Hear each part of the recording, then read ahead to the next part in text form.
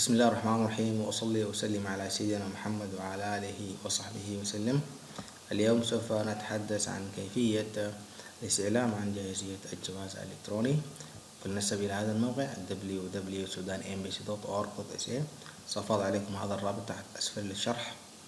فنذهب إلى الخدمات الإلكترونية، الاستعلام عن جاهزية الجواز الإلكتروني. نضغط هنا، سوف تنبثق إلينا صفحة. هذا الاستعلام عن جاهزية الجواز الإلكتروني للاستلام. يجب إدخال أرقام فقط بدون علامات.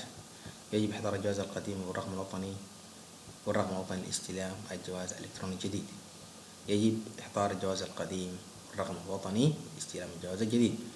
ادخل رقمك الوطني هنا من بعد إضغط على استعلام، ومن ثم يصل لك هل جوازك جاهز أم لم يجهز حتى الآن.